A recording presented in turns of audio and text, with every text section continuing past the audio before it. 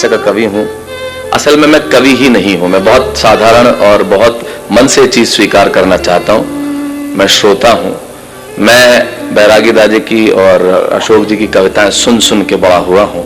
मैं श्रोता भर हूँ। मैं तो बहुत छोटी छोटी बातें करता हूँ। कविता लिखना तो बहुत बड़ा काम है, क्योंकि नीरज जी कहते हैं कि आत्मा के सौंदर्य का शब्द रूप है काव्य, मानव होना भाग्य है, कवि होना सौभाग्य। तो कवि लोग तो ये हैं, मैं तो सिर्फ यहाँ पे उपस्थित भर हुआ। वाह वाह। झंडा ऊंचा रहे हमारा। मैं पहले भी आया था, तब मैंने एक बात कही थी कि ये नाम आपका बहुत अच्छा है कि झंडा ऊंचा रहे हमारा, लेकिन मैं इसमें सिर्फ एक परिवर्तन चाहता हूं कि इसे आप रहे नहीं कहें, सिर्फ इतना सा कहें कि झंडा ऊंचा है हमारा।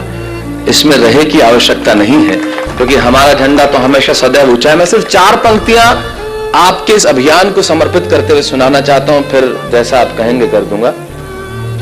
पूरी दुनिया में जितने देश हुए, जितने लोग हुए, भारत पे हमला करने में किसी ने कसर नहीं छोड़ी। किसी ने बंदूकों से किया, किसी ने गोलियों से किया, किसी ने बातों से किया, लेकिन हमला सभी ने किया और हम सारे हमले स्वीकार करते रहे।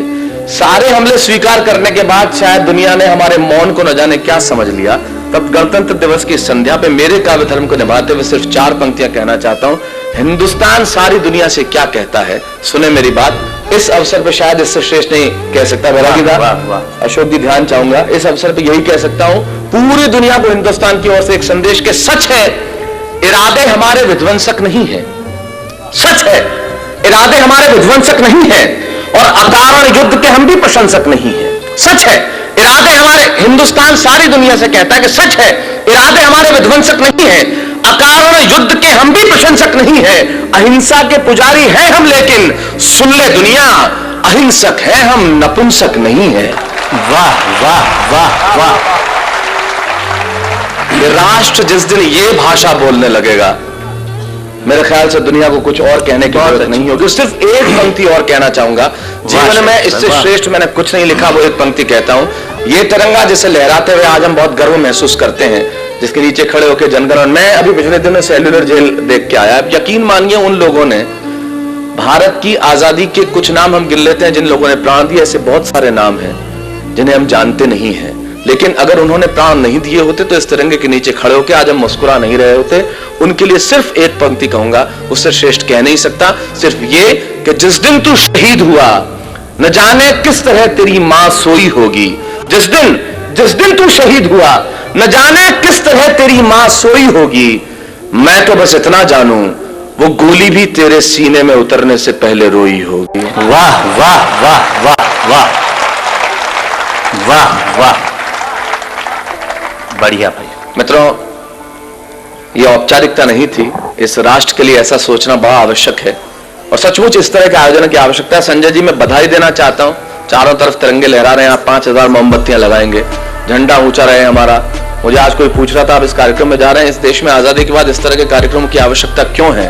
तब मुझे लगता है इन कविताओं की और ऐसे कार्यक्रम की आवश्यकता सबसे ज्यादा है, क्योंकि जिस देश में रविन्द्रनाथ टैगोर के जय है जय है जय है से ज्यादा AR रहमान का जय हो बजने लगे, जिस देश में एक सुपरस्टार के कंधे का ऑपरेशन इतना महत्वपूर्ण हो जाए कि सारा का सारा मीडिया उसके दरवाजा आके खड़ा रहे, लेकिन जिस तुकाराम ने बंदूक की नाल पकड़ के एक कसाब को जिंदा पकड़ लिया, उसके परिवार का हाल कोई नहीं पूछे, जिस देश में एक शाहरुख खान को अमेरिका के एयरपोर्ट पे रोक दिया जाता है तो उस देश के मंत्री पे बयान निकल आते हैं, लेकिन वो कलाम साहब जिनकी जुल्फ के एक झटके से परमाणु बन गया, उन्हें दिल्ली के एयरपोर्ट पे एक एयरलाइन ने रोका, उस देश के किसी मंत्री के कान पे जू नहीं रहेंगी। तब इस देश में ऐसी कविताओं की आवश्यकता है और ऐसे आयोजनों की आवश्यकता है।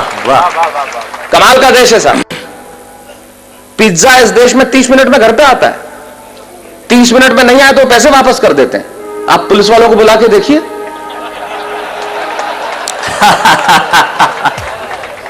ये वो देश है जहां पे 8% में आपको कार का लोन मिलता है और 12% एजुकेशन लोन के देने पड़ते हैं।